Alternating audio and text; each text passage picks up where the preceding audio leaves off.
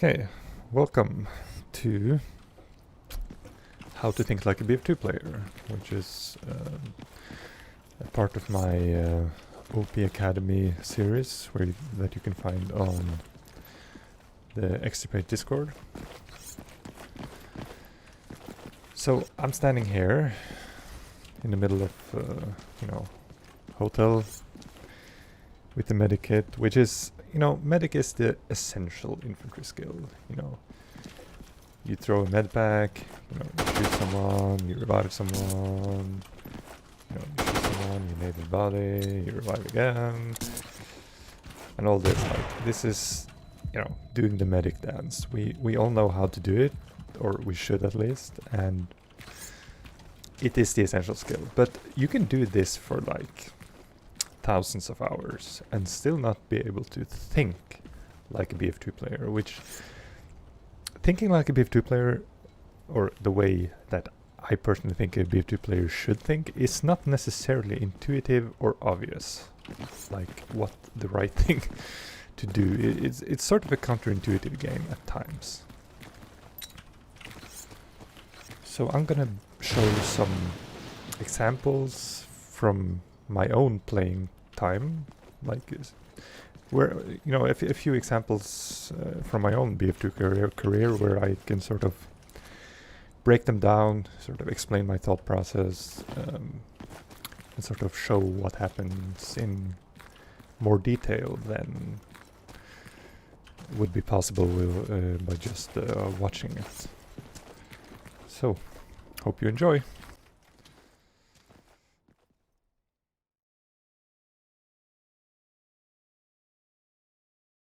So, in this first clip, which is an official ESL game between Extirpate and Team Rush, we're on the US side, as you can see, and we actually have them locked down into HODL right now. We have all the other flags, and they don't have anyone out. So we're going to attempt to push HODL, even though it's, as we all know, it's a hard flag to cap. There is no cover on the flag. You're literally just out in the open. So to push a flag like this, a little bit of deception can get you a long way. Just to get those extra few seconds of being unspotted, or so let's see how it goes. I'm actually under the bridge here, pushing around, and Prombert is pushing up the stairs, but I'm not going to follow him. I'm playing a squad leader in this match, as I used to do it back then. And Lodden is the other squad leader, he's on the bridge. But the fact that Prombert is pushing directly into flag is really beneficial for me, because I can pretty much be sure that I'm not going to be, or it's going to be very unlikely for me to be spotted straight away, because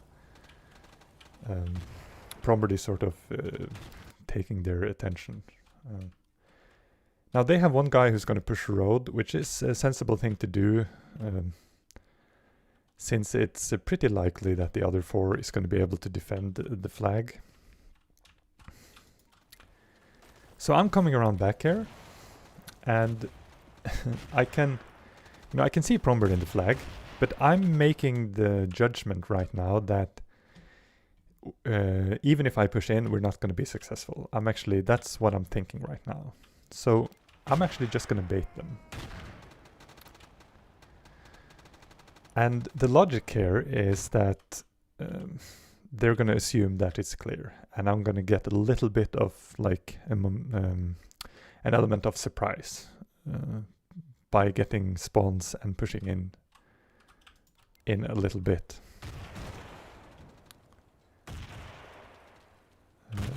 And the fact that Goris is staying alive on the ramp here is not necessarily beneficial for me, but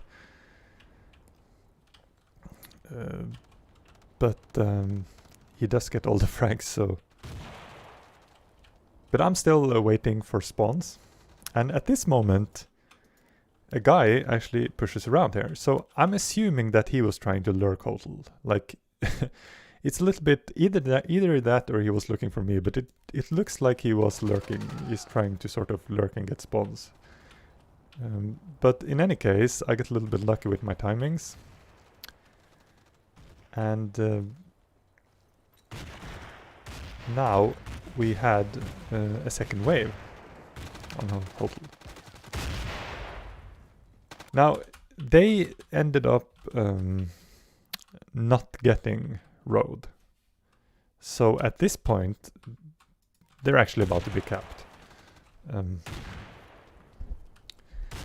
they will be. But the point is that what I touched on before about the BF2 not always being intuitive or making sense this is one of those examples, because like baiting your teammates and not participating when the rest of your team commits to the flag, in most situations it's going to be a really, really bad move to not commit with your team. But this is sort of like a fake in a way, like where you're sort of you're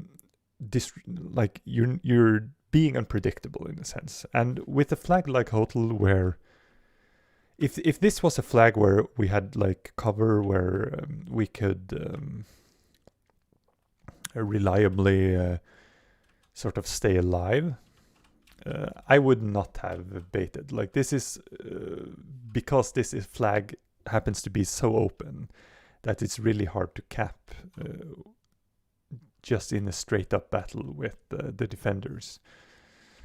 So doing this, mixing this kind of stuff into your squad leading or into your game in general can be really useful to sort of throw off your opposition in terms of it's very hard to predict, and if done correctly can have a huge amount of impact.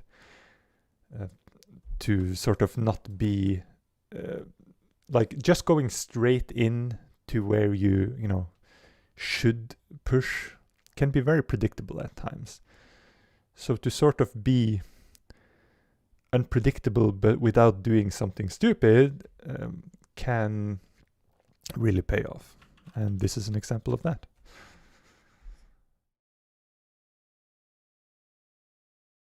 In this clip, this is a 2013 match between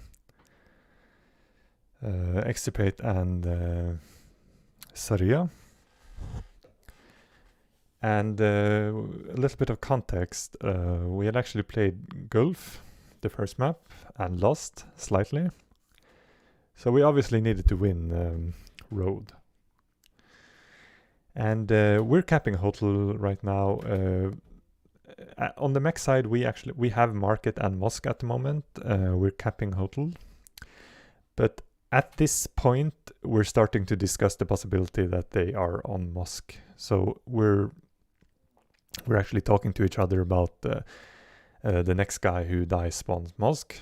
They're also at Market, but they get wiped when Clean gets the double nade soon, I think, there.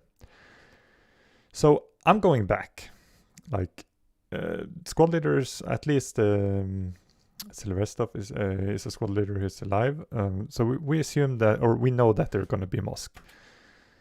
If we look at the map here, I'm pushing back. And the squad leader who's alive on Junkyard is Leln. He's actually lurking outside the fence. And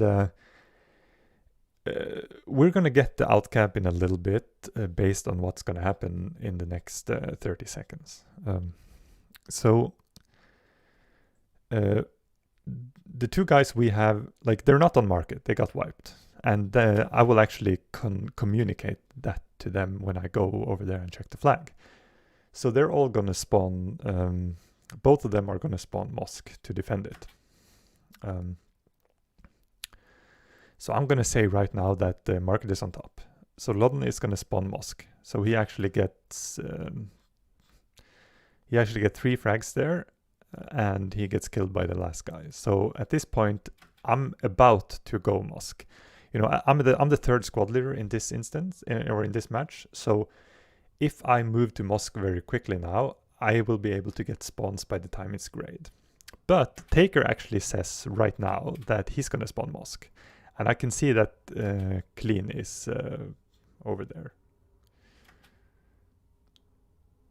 So I'm going to assume that they will be able to defend Mosk. So I decide to stay here between Market and Hotel. So my idea here is that I'm actually going to be able to, wherever they commit, I will be able to spot them. So I can see that they're pushing Hotel. So I call that to my team. And right at this moment, the guys on Mosk get wiped. So I see two guys. Right now, I see that there are two guys there. I check my scoreboard, and I immediately call that last two are Hotel. So this actually makes Taker suicide from Mosk. So at this point, the crucial thing for us is that we know that Market is clear. We know that Mosk is clear. We know that both guys are, or every one of them are on Hotel at this exact moment. And Len is still lurking outside Mosk. So even though I fail at wiping them, the implications are huge. Like we are actually in such an advantageous position right now. So what's going to happen right now is that Len is getting spawns on Junk. Junk is going to get grayed. Clean is actually moving from Market to Hotel. And he's actually going to lurk Hotel without them noticing. I'm going to spawn Market and defend Market. And they're not going to be able to get Market in time. And the last guy on Mosk is not going to get spawns because they lose all their flags. So they are about to get outcapped, and this is the type of plays that are very common for in high level 5v5, where you're sort of, it's all about the mental game of keeping track of, and in this instance it's clearly a team effort. We're all communicating. We're able to deduce that where the enemy is based on the information. And this gives us the information that we need in able to administer our spawns correctly. So the fact that we're not all spawning on Len, for example, in this situation, because and we're spawning in the correct places at the correct time, because we have in this situation we have more info than they have probably. So this is an example of how I'm, in this situation where I'm the guy in the center, I actually play a crucial role because I was able to keep track of two flags at the same time, and I was able to give info that I obviously it's a little bit luck also, but I was able to get info where we were able to definitively tell where everyone is, and that is, whenever you get that opportunity in a 5v5, that's huge. Or whenever you get that information, that's huge. And based upon information like that, you actually have an opportunity to get ahead of the opposition. So 5v5 is very much an information game. It's not just about, even though in this clip I only got one frag or so, and I didn't win any frag duels, I still had a big part to play in why we got the outcap. So it's a team effort, and it's all about the information game, really. Even if you frag out your opponent massively, if you're really bad at the information game, you can still actually lose the game, which is another one of those things about 5v5 that maybe can be considered counterintuitive. So just the way it is.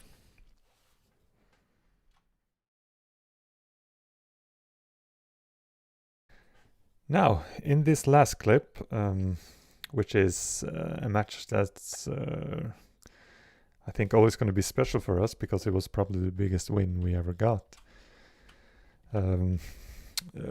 This was the ESL Spring Cup 2011, I think it was called. And we're playing Rush Zone, which is a team, like a mixed team composed of really hard fraggers. But luckily we played them on Sharky, which is probably gave us a bigger chance than we would have had on some other maps. But to give the story, the first round we avoided the outcap on our US side. So if we get the outcap now, we will obviously win because this was like a one map night cup. So you only play one map for each opponent. Now, they only have TV left, and we have 3 guys on TV. So we're in a really powerful position right now. I'm squad leading together with Lodden, who you can see behind me there down on office. And I'm battling this guy who is right below me. They actually have a guy lurked, Iceman has lurked Consite without us knowing. So he's going to be able to delay the outcap a little bit. Lodden is down here, sort of waiting. And if you look here at the pilot, he's probably recognizing that he is lost. And he's going to push out to office and in order to get spawns there. Now, Lodden is suspecting this, so he's sort of looking. He hasn't spotted him yet, but he is sort of anticipating that someone will come. So at this moment, I'm realizing that we're getting TV. And, you know, you can see Lodden sort of suspecting that they might have gone Consite. And he is correct, but because I get the spot, so I'm actually abandoning this guy. I'm not gonna bother, like, oh, he died by from the guy on flag shot him, but I abandoned my fight with this guy because I recognized that it wasn't really important for the situation. Like whether I get that kill on that guy quickly or not, it doesn't really matter. So instead I'm turning my attention to office, and you can see Lodden come back because I called that, oh, they're pushing office. At this moment, we still don't know that Iceman is on Consite. But because this is like, they don't have any flags now. So this is clearly an outcap moment if we act quickly. So I still have my nades. So I'm sort of telling Lodden I'm going to nade the flag. For some reason that I have always wondered, I don't get any kills on anyone. I only get a team kill on Lodden for some reason. So they're able to get the flag. We now also know that there is a guy on Consite. So I'm sort of stuck here in the middle. So I'm sort of trying to support Goris over there, while at the same time looking for someone to come behind me. And at this moment I'm leaving him because I have to deal with Consite. However, I won't have time and I don't have nades. So this is really sort of I guess you can say this is the genesis of my roof climbing shenanigans, because I had never ever gone on this roof in this situation before, but it's something that sort of it ended up working out to such a degree that, like, I always go back to this moment, this display in this situation as one of the best things I ever did in 5v5. Now I know that Lodden is... Let me see if I can find him here. I know that Lodden is spawning back main, so he's coming up the ramp here. So I'm sort of just... I realized very quickly that I had the attention of the guy camping con site. So I'm sort of just trying to take his attention, because obviously Lodden is coming behind him. And Iceman is not onto this quite yet, but he will realize very soon that he's about to be sandwiched. I also have one guy below me who I'm aware of, probably because he threw that med pack. And at this moment, Iceman realizes that something isn't right there. So he moves to a better defensive position. Now, this leaves Pilot in a very awkward spot, because he doesn't really, like, just to summarize what's going on here. Taker is... obviously, the US side want TV back. Taker is actually camping TV. And the position he's camping makes it really difficult to approach TV, because he can spot... Like, Taker has good game sense, and he's one of those guys. It's going to be hard to just flat out lurk him. So he can spot the hole in the fence, he can spot the ramp, he can spot the stairs, and he can spot the hill. So he's sort of anchoring TV station right now. I'm on this roof in the middle of their two flags. And obviously they don't like that I'm there, but Pilot realizes that he doesn't really have the luxury of wasting time on me. So he's gonna go back to Consite here. Now, you can see there that Goris died and Prombird spawned on Lodden. Now, the fact that Goris dies is crucial, because I suddenly realize that they are very, very vulnerable on Office. Now, where is Born? Born realizes this as well. So he is moving, you know, he knows that this is crucial that they keep Office. And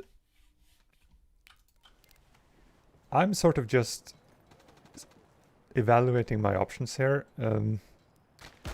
giving a little bit of info to the guys on Consite that there is another guy coming up below. And okay, so I can see that, okay, Goris actually he either got revived or respawned, but this time when he dies, that's when I jump on the opportunity, because I realize that they are about to lose Consite, and Goris is dead, so that gives me a spawn. So I move into this position, time the spawn,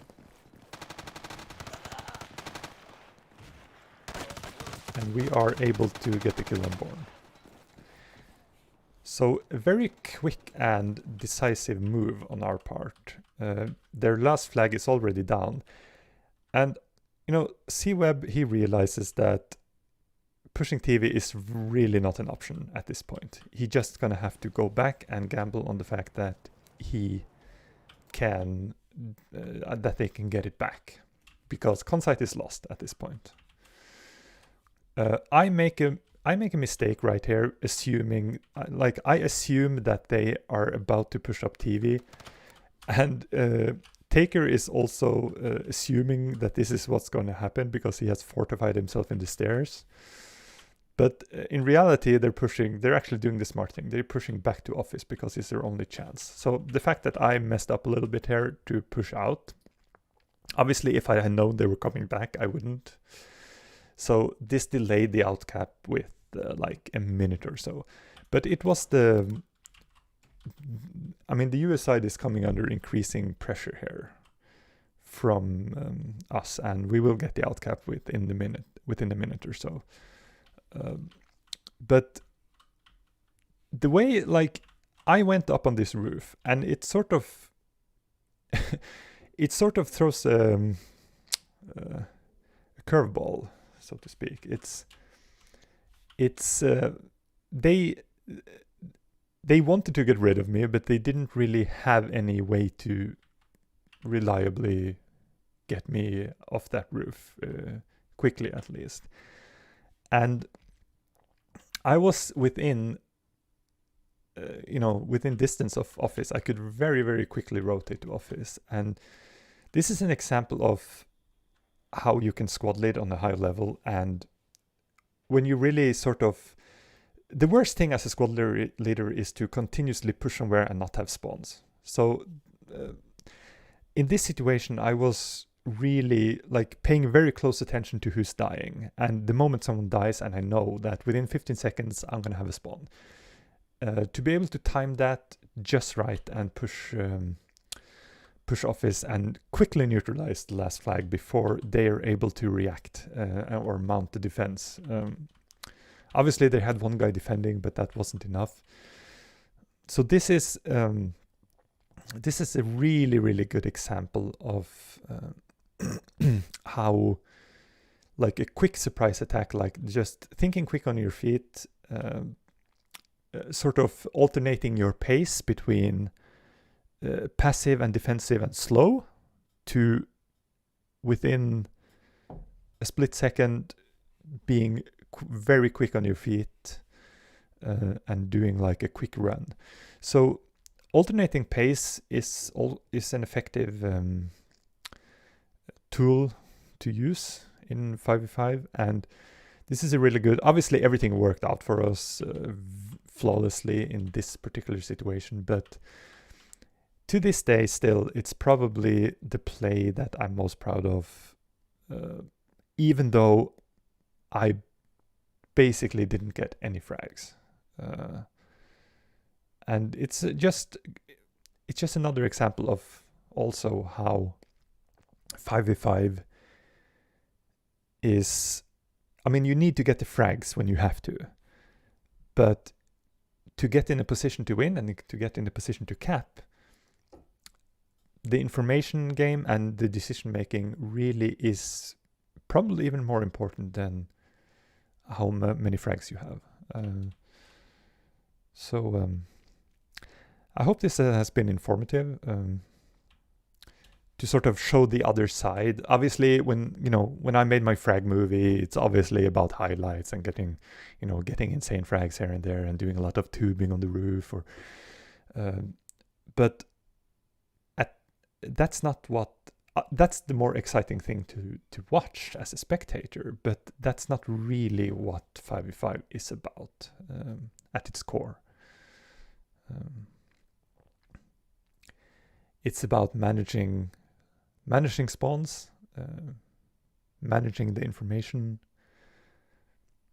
and making very quick and efficient plays. So that's it. My 3 examples of how to think like a BF2 player.